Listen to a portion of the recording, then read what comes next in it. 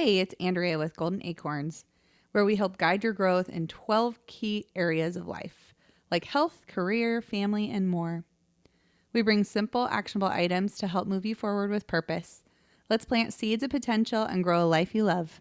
Please share and enjoy. Big day for you. It is a big day today. Exciting day. Yeah, a long-awaited day. Yeah, what's happening? Well, been building our car wash, which has been a struggle, and we're getting equipment started today. So the actual Oh man, machine is being installed. It's like when a baby's coming. I feel like all this stuff has happened, and like the baby's not here yet. Yeah, but the nursery's almost ready. Yeah, I'm like I just want the baby. You just want the baby, the 3 babies. Yeah, so excited, nervous, stressed. Yeah. But yeah. So today we're going to call our episode Death by Comfort. Basically to share what we've experienced by choosing what are they called? Hermetic stressors. Yeah. And then the book by that name, Death by Comfort by Paul Taylor. Yep. Is that who wrote it? Yeah. Good book. It was a great book. How did you find that book? I was listening to a podcast in the Art of Manliness, and it was called Death by Comfort. Like, I really like that podcast because it's always something different. Yeah. It's crazy. Like, he'll be like, yeah, today we're talking about this. And then tomorrow it's like, modern artwork and how it affects us today, so there's it's always something crazy. And then there's stuff about kids, how to raise kids. You just never know what's coming up. So I really love that because so same thing. The kids make fun of me for Pandora, that I don't curate my own songs. I just I like just seeing what's coming. You just have like a station or what? In Pandora? Yeah. Yeah. I just choose a station based off of like, oh, I like this artist. And then it just plays me whatever. Yeah. And I've had multiple people always just be like, you could pick whatever you want to listen to. And it's like, well, maybe I don't know I wanted to listen to that song and I want it to just, okay. So that's why I like that podcast. It's kind of the same thing. Like, I never know what's coming next. Kind of like us. You never know. Wild card. Yeah. Yeah. Yeah. So that's kind of why I stopped listening to some of the real estate ones. Cause I'm like, I know what's coming next. Right. Yeah. But anyway, so I heard about it on there. He had Paul Taylor on, and it was a very brief, 45-minute talk about hormesis and hermetic stressors. And I was like entranced. I was like, this is awesome. This is right up my alley. I like this. Yeah. So what are some examples of some hermetic stressors? So hermetic stressors are, we'll call them like shorter term stressors on the body that cause a reaction and a growth in like your ability to handle that stress. So you can't adaptivity. Yeah. Like the whole book is basically, he jokes. He's like, I think it was like Nietzsche who said, what doesn't kill us only makes us stronger. Yeah. He's like, that's essentially what this whole book is about. He's like, it just needs to be controlled. He's like, if you're under a stress all day, that's not a good stress for you. Yeah. It needs to be shorter. And like, it's just like working out. Yeah. Like, you got to give your muscles time to recover. Well, you have to give those stress hormones and everything like time to recover as well. Yeah. So you can do all kinds of different ones. We've implemented a few of them, I know personally. So what are some that are like very popular right now? Cold plunge. Cold plunge is probably a super popular one. And then sauna, steam room. But like, he goes a little farther, not just hopping in them whenever. Mm-hmm. The author, he's like what is he? A neuroscientist, exercise physiologist, and like a nutritionist. And he, remember in the book, he was a professional boxer for a he's short a professional time. boxer. He was in like the he's super Irish with what's the military over there. He was like in the military. I mean, the guy is like, he's crazy. Yeah, it's awesome. Yeah, but where's I going with that? Oh, like just the he talks about like just a cold plunge is okay. Yeah. But like when to do them as well. Yeah. Makes a big difference. Yeah. So we wanted to get into a little bit of that. Yeah, I think, everyone thinks they have stress in their life, and they do. Yeah. But I think it's a lot of bad stress. Like, it's not the stress that is helping us. And then stress gets a negative connotation that, oh, you can't have stress. You need to get rid of stress. Like, that's making us soft. Right. And that's what his book says too, is, our ancestors, we'll use a simple one, temperature. Yeah. Right. Like, he talks about how our ancestors lived in hot and cold, and like they didn't know the climate coming. Sort of like me with my Pandora station. I don't know what's coming next. They didn't have chief meteorologists to, telling them what's coming, or they didn't have temperature controlled environments. Yeah, so they lived in a cave. So that was a stressor that every day, like, their body was reacting and changing and getting stronger. Well, now everywhere we go is a lovely 70 degrees or whatever, 71 degrees inside. Yeah. So that's making us soft, and then we're less resilient to being outside and being able to handle that stuff. So like, that's a huge thing he says.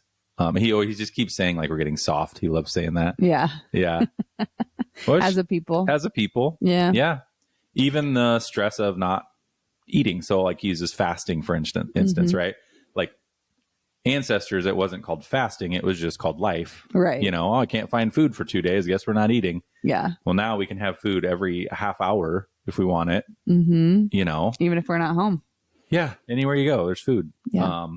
So like that, same thing, like, hunger is good for our body. It's making you, it's a stressor. Yeah. That's creating an adaptability to stress. Yeah. So I think he says, and I'm going to butcher this, but there's like 100 and some different healthy stressors.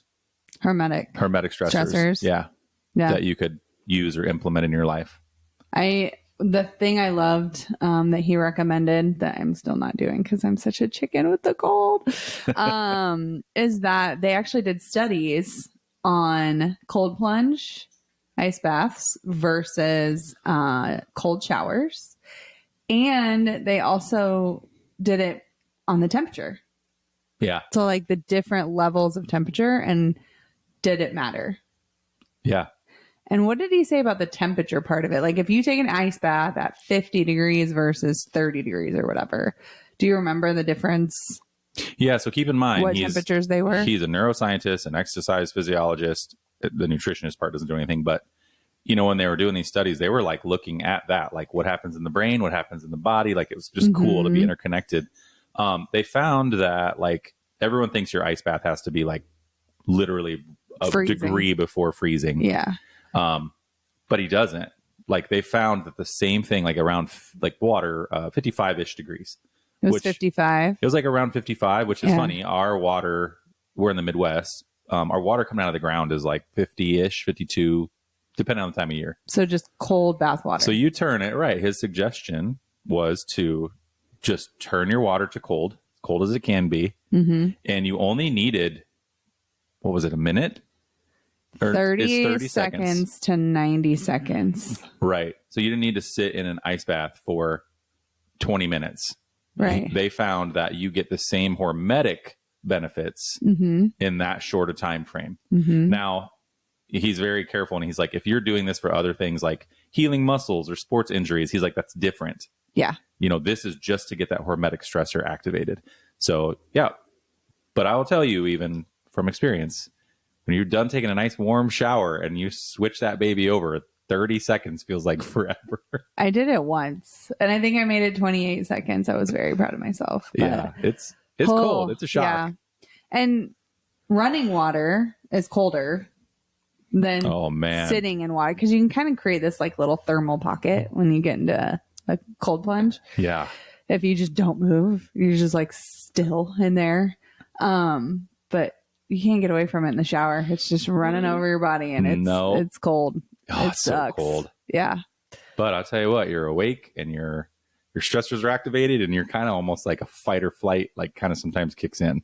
Oh. You're just like, I'm ready. Woo. Yeah. Yeah. So that's a cool one. I Which did like actually the then will make it easier to get through your day, because you just did one of the hardest things you're going to do for your whole day. Right. Right. And it actually stimulates that in your body. Like, not only mentally is it like, oh, Like, I'm glad that's over. And like, I did it. I'm proud of myself. I feel good. Yeah. But physically too, like the things it does to your body just gets you ready for the day. That's a harder one than the heat, you know. For me, the heat is I think for easy. a lot of people, it's going to be harder. The cold. It's just such more of a shock. So we've also implemented, our gym has a sauna or a steam room, has both. Yeah. But the steam room is another one, he said, works really well. And they did a ton of research with like the Swedish people and longevity and health. Now, obviously, they eat a little different than the people in the United States do. But one of the key things they found was like they sauna and steam room regularly. Like 4 times a week or throughout something, their whole right? life. Yeah. And that is a hormetic stressor. So one of the things I liked about it, which got me excited, was they found out that when you, like within 30 minutes after a workout, if you go into a sauna or steam room, your HGH levels can increase by almost 300%. That's crazy. Right. Which I feel like another possible epidemic in the United States is like testosterone and losing muscle. And, you know, like that's where all these clinics are coming up. So anything you can do naturally to help stimulate that, to me, is huge. But it has to be after your workout. Yeah. It's not just, oh, I'm going to go run into the steam room or sauna. Yeah. It's within 30 minutes because your body is already elevated from your workout. And then that's that little icing on the cake. Like it's really pushing that boost. Yeah. And you get, and it's a minimum of time. He recommends 10 to 15 is more than enough. Okay. Where people think I got to sit in the sauna for 45 minutes. Well, depending on what you're trying to do, that can be beneficial. But if you're just wanting the stressor, like 10 to 15 minute range. Yeah. But I know like when we work out hard, sometimes like a harder workout, my heart rate is more elevated in there. Like I get a little more anxiety. Like it is, I can feel the stress. Yeah. Like I want to get out and I'm constantly checking. I'm like, is it almost done? Is it almost done? So yeah, I definitely can feel that one. Yeah. And sometimes, I mean, you just have to listen to your body. And if it's like, sometimes I'm almost about to pass out, so I have to get out, you know, like sometimes I have to get out before you, because I can't handle it as long as you can. Yeah. But you get done with a cardio session and you go run into the steam room, especially, you might have a little problem. Yeah. So it's, does he talk about meditation in the book at all? He had to have talked about meditation. I don't remember. Or more breathing techniques, maybe. He does talk about the Wim Hof method, things like there's multiple breathwork techniques he talks about, but I don't remember in what relation he uses them. Yeah. So aside from steam room after your workout, which is the one that we've tried to do. What's the one that you do regularly? Well, there's 2 that I do regularly that I've probably been doing. One of them I've been doing probably 18 months, 2 years, which is infrared sauna. So 160 degrees for 40 minutes. And what's really interesting, and I think this goes to show the adaptability of our bodies, is when I have what's called Hashimoto's, and it's related to having a hypothyroidism, meaning my thyroid's slower than other people. It sounds so much cooler though, like it's some kind of Hashimoto's ninja. Yeah, I love it. Like you should be carrying a sword around with you.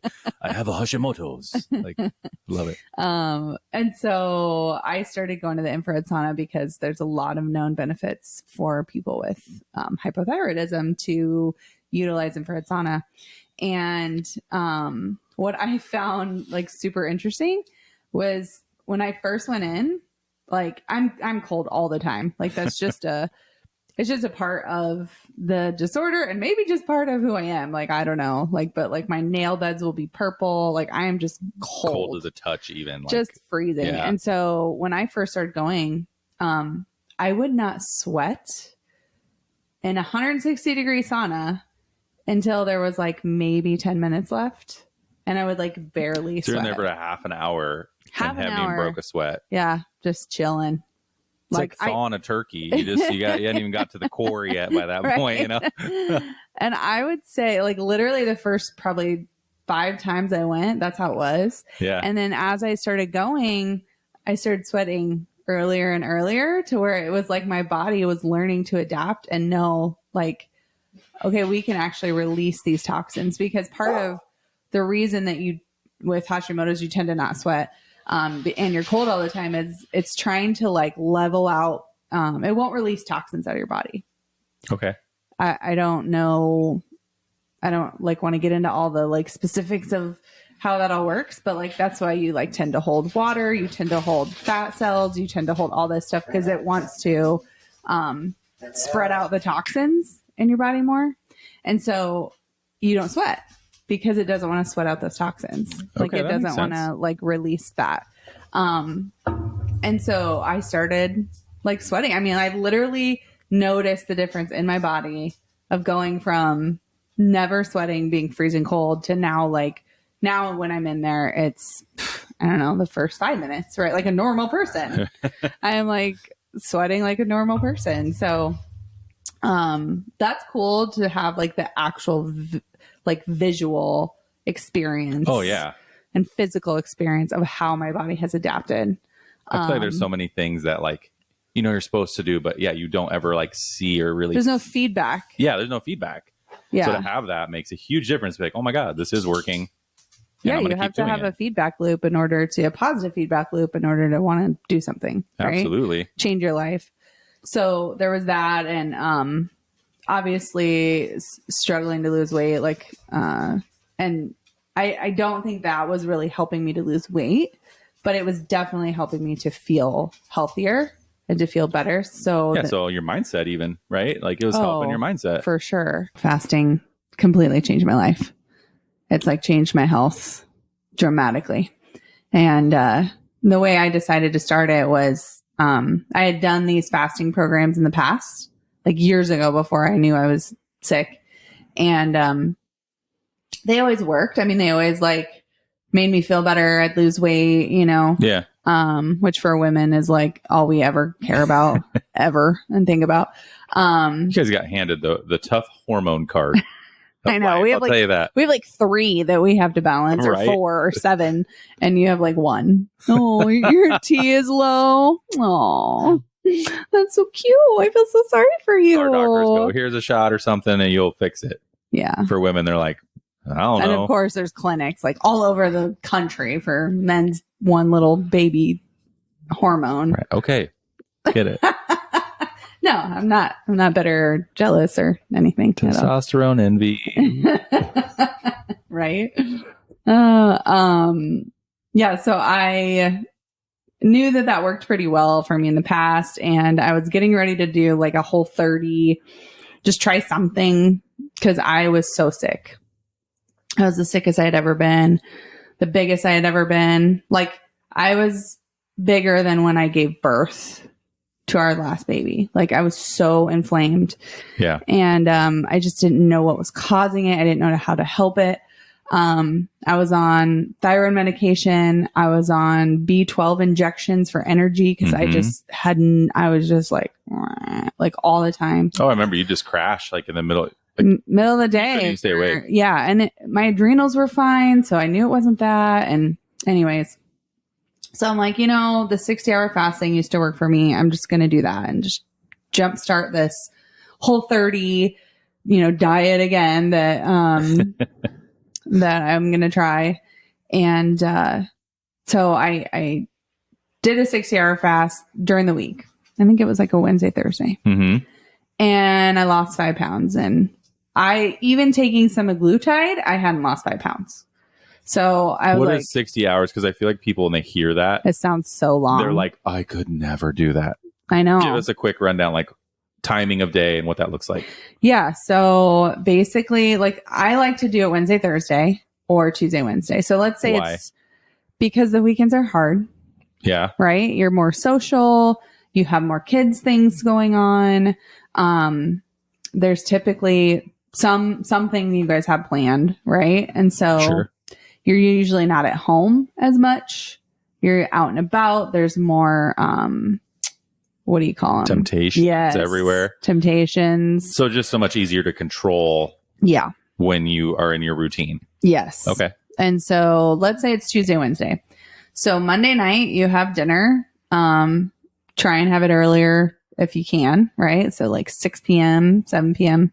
at the latest. You just have dinner normal Monday night, right? Monday's normal. Everything's normal. You don't have a single, I think some people have this whole like late night snack situation. That's never been something we've ever done. We've never had that. Yeah. But. So obviously once dinner's done, you don't eat anything else, which for us, like we never do. So like that was really easy. You go to bed and then all day Tuesday, all day Wednesday, I'm not eating. But when I say I'm not eating, for me, it's a dirty fast. That's what we learned. It was called a dirty fast. So basically what I'm doing is I'm keeping my calories liquid and I'm keeping them under 50 in an hour. So, for me, I still have my coffee, but it's a latte with almond milk. Yep. And it has to be unsweetened almond milk so that I can have a full cup of coffee. Right. So unsweetened. Well, our lattes are like one shot. You know, we're not going and getting like the triple, quadruple shot of anything. So. Right. No, I mean, you can't even do this if you're going to a coffee shop unless you get like an Americano, because even coffee shops, their milks are sweetened. Or a black coffee. Yeah. You know, so black coffee so you have to be aware of what is in anything. So it's not as simple. A good call. So making it at home obviously is a lot better. 50 calories, like you get, I don't, if you don't look at your calories normally, like you'd be surprised at how many calories 50 calories is in some It's things. Not much. Like in a lot of creamers and stuff, it's like one tablespoon and it's like 90 calories. You're like, what? Yeah. So and obviously no sugar.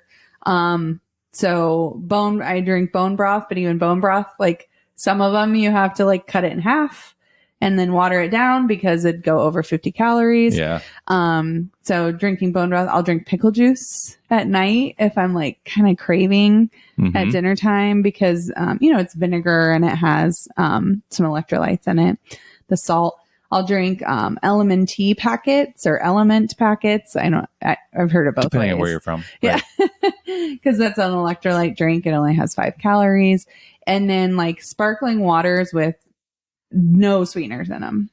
So they might have natural flavors. Yeah, not sugar free. No, none of them. No sweeteners at all. So you don't have artificial sweeteners. You don't have sugar. You don't have anything.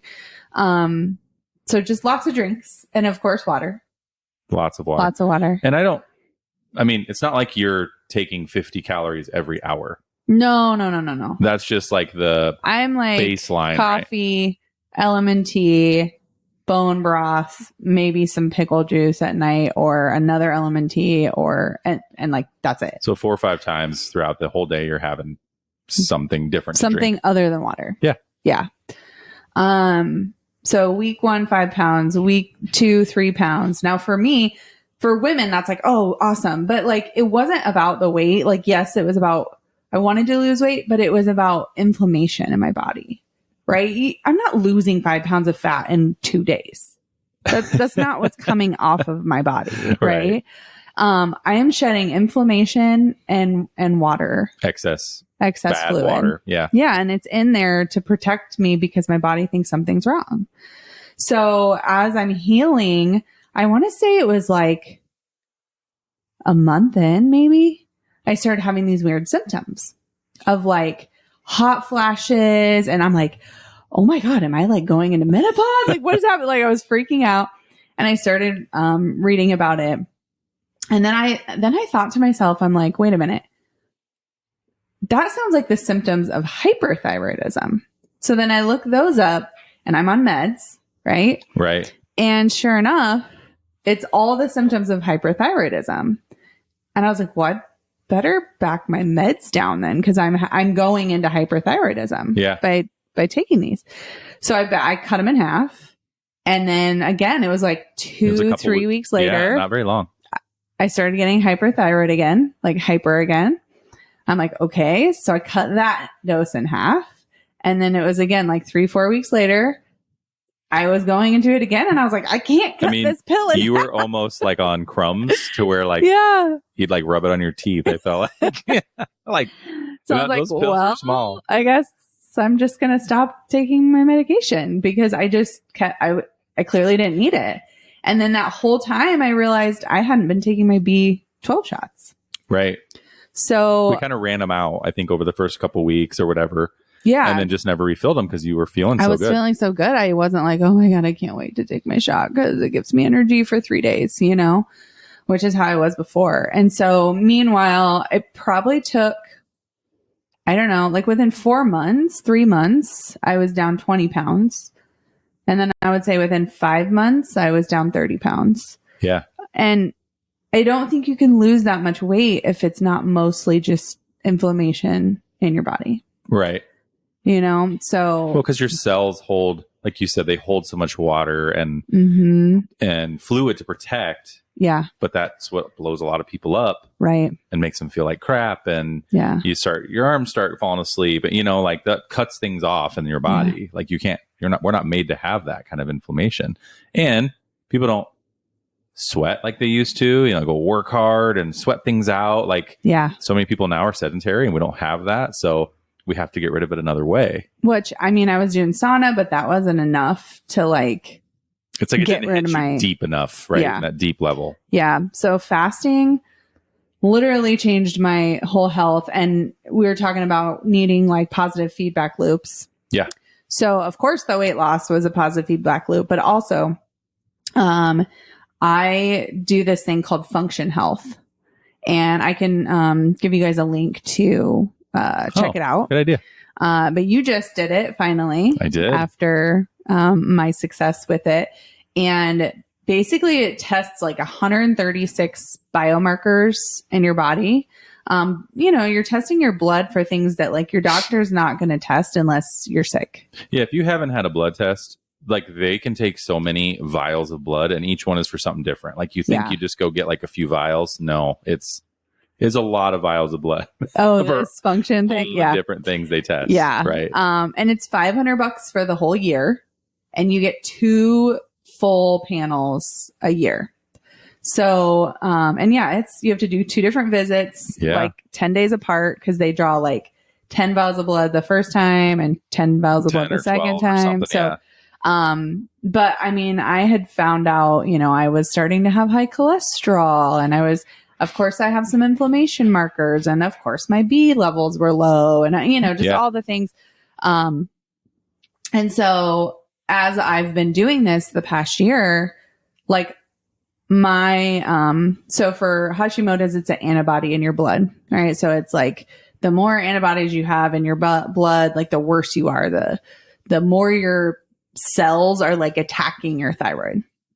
Your own body is attacking itself, right? It's the autoimmune disease. That's what autoimmune disorders are. Mm-hmm. For those of you that don't know and you hear autoimmune, it means your own body thinks that something in your body doesn't belong there. Like it's a foreign object or something. Yeah, it's crazy. And so my antibodies have been in the 70s and 80s since I found out 5 years ago. And this last blood draw, they're down to 47. So I have cut, and they've never gone down. That's amazing. So, and you haven't been on pills, and I haven't been on meds, because I mean that was a year, almost a year. I haven't been on my meds. So, I take no medication, and I don't need it. And my antibodies are dropping. And if I can get them down to a 9, then I'm technically in remission. So that's my goal. So now, of course, I'd like to still lose more weight. But doing this function health, it gives me a new goal with health. And that's to see, you know, I want to get my Hashimoto's into remission, and I want to get my, you know, for me, cholesterol levels, which like is weird. I want them to be in normal range. And so like my triglycerides were way out of whack when I first started this. And then when I started fasting, those immediately went into normal range. I think that's a good point. This function health thing, it gives you that baseline to kind of know what stressors do I need. Right. Right. So you might be like, oh, I need more. Everyone knows we need to work out more, but like what kind? Oh, I need more cardio in my diet, you know, in my life. I need to stop eating so much fat. I need, or, you know, like bad fats. So that's what I liked about it. Just, it gives you all those markers like, oh, I'm great here. Yeah. I suck here. Oh, thank God. Thank God this is healthy. Right. So what made you finally decide to do function health for your body? Because I'm not one to like push you into stuff. Like it has to be your choice, and I don't. Honestly, I think it was more external factors. So fairly recently, we've had a lot of things happen in our direct life and kind of the next layer outside of that with heart problems and deaths and just a lot of things. And, we're not young spring chickens anymore. So I just thought like it was probably a really good idea. And then I found out my dad has some issues as well. So I'm just like, it's not going to hurt to go get this and see where we're at. Yeah. And then also I was talking with a really good friend of mine. He's black. He's black. He's 43 now. And he's always known, like he does his track record doesn't look good with his family. Yeah. Right. He's always been like, man, I'm going to be dead at like 55 years old. I'm like, you can't talk like that. Yeah. And then there's like colon cancer and all kinds of things in his history. So he's kind of freaked out. But he tried to take initiative and go and tell the doctor like, hey, this is what's going on in my family. I'd like to have this done. And, they're so reluctant. They're like, well, you have any problems now? And he's like, well, no, but that's not why I'm here. And they're like, oh, well, it's like they want to wait until there's a problem. Like nobody wants to do preventative. No. And I'm like, it's no wonder we're so sick. When the doctors goes, well, if you don't feel anything, you're fine. Like, do you know how much stuff can grow in your body without you feeling it? Yeah. Until you're like, yeah, you got 4 weeks to live. Like, I'm very turned off by that. And that was another reason where I'm like, I'm going to figure out my own. It's taking control of your own health. Absolutely. Like doctors are not going to order this blood work. And if they did, it would cost thousands of dollars for what you're learning about your body. Well, that's and also what's great about function. They don't, like most doctors, and I'm not hating on doctors and by saying this, but most of them they don't look for the whole range of things. They're like, we're going to narrow it down to this. Right. And that might come back great. Yeah. But then what about all the rest of it? Because we've had blood tests through doctors before. And then we're like, well, what about this and this and this? Well, we don't test for that, for this particular thing. Right. So you need that broader range to see what's going on. Yeah. It's a whole picture of your whole health, which like cholesterol might be related to something over here, but if you're not testing for both, you'd never know it. Exactly. Right. So it's a good way to like get all the data and information in two blood draws. Two large, two very blood draws, very extensive blood draws. Yeah. But yeah, it's awesome. I'll definitely share with you guys. Our moms are finally going to do it to see where they're at and see where they need to improve their health. And I think everyone should have a roadmap. And that's really what it is. Absolutely. It's like, here is your roadmap for health. And it gives you, like you said, that feedback loop. So when you're doing things, if you can do them for whatever, 5-6 months, get another one, see those differences side by side and be like, oh my God, it is working inside my body. Like you can't see things work inside your body. No. You can only see external. So it is such a positive. I can't wait to like get them because I'm like, oh, I want to see if this is better. I want to see if it's back in range. I want to see if I'm healthy, so it's kind of a game. And then when Axel decided he was going to do it, one of the fun things that they do is they give you your internal age. Your biological age. Yeah. So your internal age versus your biological age. And I'm like 9.5 years younger or something than I am. Like, so my blood is almost 10 years younger than me. Right. And I was like, oh, we're going to compete on this. And then you get it and you're like freaking 13 or 14 years younger. Yeah, it's funny. I got the email and she had my phone and was looking at it. And I'm like, oh, I got my function things. And I thought she was just opening it to look at my stats. Next thing I know, she goes, son of a bitch. And I'm like, oh God. Then I'm like, oh God, what? What's wrong with you? Yeah, I'm like, what's up? She's like, you're younger than me. I'm like, woo. Oh, so mad. Oh, that was a good time. I don't think I'll be younger than you until I get this damn thing into remission. So I know. That's my goal. I'm going to keep you running. I know. So we're also using it as a friendly competition. Right. See who can be healthier and younger. It kind of brings me just a thought. I feel like a lot of people don't have a connection, the mind-body connection that they need anymore. Like you're one of the probably best examples I know of like you are so connected and listen to your body. And I don't know if it's because you've had the problems and you felt them and focus more on them. But like I feel like a lot of people, you put stuff in your mouth, you don't think twice about it. Like just really listening to your body. It's almost like a meditation, I would say. to do that, right? Yeah. And feel things and know when, like you said earlier, I start getting dizzy in the sauna and I know it's time to get out. Like that's a easy one, but yeah, I feel like some people are like, oh, I got to stay in here for another 10 minutes. No matter what. Right. Yeah. Like listening to your body, knowing when to quit, when to push is part of this hermetic thing, right? Because it's easy when you start feeling stressed to be like, this is too hard. I want to quit. Oh, yeah.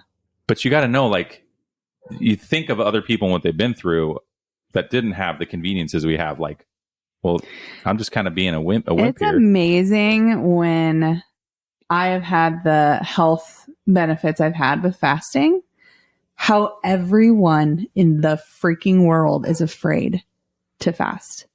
Everybody I've ever talked to, I couldn't do that. Oh, I can't. No way. I don't know how you do it. It's like, have you even tried? You can't survive without food for one day.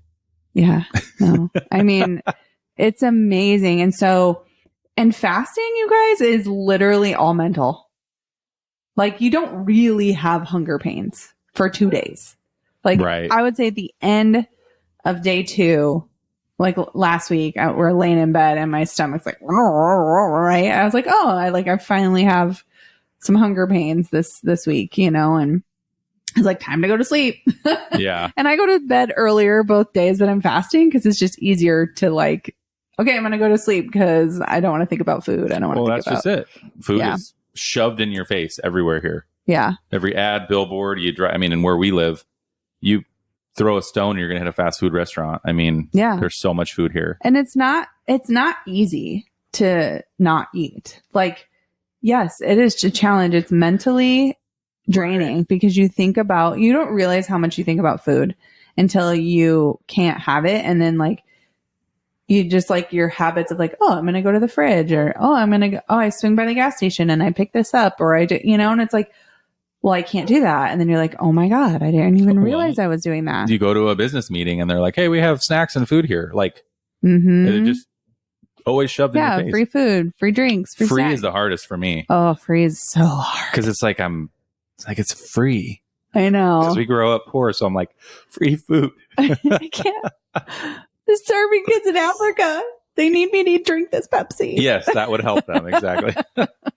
I love it. So it's just, if you want to challenge yourself to a hermetic stressor, I would say 30-second cold shower, sauna or steam room, if you have access to one, or now you can also, he did say you could do the same thing in the shower. You kind of create your own steam room if you wanted to. Now you gotta be careful, don't scald yourself, but you can turn the water up pretty hot and be in there for a little while. I think it takes longer though. It's just not hot enough. Yeah, I couldn't even imagine in our bathroom that working. Like, I don't feel like right. And he even said hot tub too. I mean, it's on the lower limits of a hermetic stressor. Okay. He said, it needs to be hotter. But like there's other ways. But yeah, I agree. Like, so what else? The cold shower, sauna, steam room if you can. Fasting. And the reason I do 60 hours, so that's we didn't kind of finish explaining that, is once you hit, and this is scientifically proven, this is not me telling you this, once you hit about 48 hours of fasting, your body does, and I don't know, I've heard it pronounced different ways, but it's like autophagy or autophagy, or I don't know. I say autophagy. It's probably wrong. So, but it basically, your cells act as like little cleaning robots in your body, and they get rid of the damaged cells in your body. But it takes 48 hours of not eating, because that gives your body the chance to stop focusing on digesting food, and it lets it repair itself. So that's why I was able to completely go normal in all my thyroid levels. So I am tracking. I'm not just like not taking my meds and risking it all, right? Like, I am through that function health. Yeah. I am tracking my hormone levels, my thyroid levels, and everything has gotten better. And it's because I get past that 48 hours. And once you're at 48 hours, it's Wednesday night. So it's like, you just got to go to bed and you get the benefit for 12 more hours of not eating and that cleanup, the repair, the autophagy, or however it's pronounced. Yeah. Of cleaning out your cells. That's awesome. So that's the point. That's why it's 60 hours. But would you say start with 24 hours? I mean, start with 24 and just see how you feel. Honestly, though, I will tell you, day 2 is easier than day 1. Yeah. It is. Day 1's the hardest because you're just like, oh, I can't eat today. I can't, and you're just thinking about it nonstop. So then day 2, it's like, oh, I'm almost done. Right. This is the last day I have to work. Because day 1, you also know you can't eat the next day. So it's harder for sure. So yes, try 24, but I will tell you 48, 60, or it's actually easier. Okay. So very cool. Yeah. I kind of don't want to eat once I hit. Well, I know you always start feeling so good where you're like, I don't want to eat because I'm feeling great. You'd be amazed at how much energy you have and how, I mean, it's just like your energy spikes and because you're not using all that energy to digest food. Like people say food gives you energy. Oh, that's the other thing I take. I didn't mention that. And I think it's a really important component of it is I take pure amino acids. Oh yeah. There's 8 amino acids. There's different brands like optimal aminos and perfect aminos. And I take those during my fast too, because it's pure protein. So it turns no calories, and there's right? no calories. Yeah. So that's the only, supplement that I take aside from electrolytes. Well, and because you do work out during your fast too. I do. Yeah. I have so much energy. So and those amino acids too, like there's been people who've done 40-day water fasts. It's crazy. But they take those during their water fast and they're still like triathletes training and water fasting. So if you think you have to have food to have a little bit of energy, it's not true. That's a sacred cow that we gotta kill in our society so that we can function better. Yeah. Yeah. All right. So what's our golden acorn? How do you pull one out of there? What's the golden acorn is, I would say, use hermetic stressors to improve your health and your lifestyle. Don't be scared. Don't be soft. What doesn't kill you makes you stronger. And none of those are going to kill you. Now, if you fell asleep in the sauna, like some Final Destination stuff, maybe, but none of those are going to kill you. They're great little stressors. Yeah. And read that book. Yeah, those are just the ones we use because they were the easiest to implement into our lives. Mm-hmm. We had access to them. Like I said, he has like 118 different ones you can do. Yeah. Go pick and choose which ones work for you and fit in your life. Try them all. Try different ones. See which ones are like, that sucked, but I could do it again. Yeah, my dog's barking give me stress. Am I under one right now? My hermetic stressor? That's a different stress. Oh, that's an unhealthy one. Yeah. Yeah. Can check my heart rate. Your cortisol jumping up there. It's up there. All right, guys. We'll check you out next time. Yeah. Thank you. Thank you. Bye. Bye. Thank you for joining Golden Acorns. Remember that small steps you take today can lead to big growth tomorrow. Keep planting those seeds of potential. Watch your life flourish in ways that truly matter. If you found this episode helpful, share it with someone that could use a little inspiration. Don't forget to subscribe so you never miss a chance to grow with us.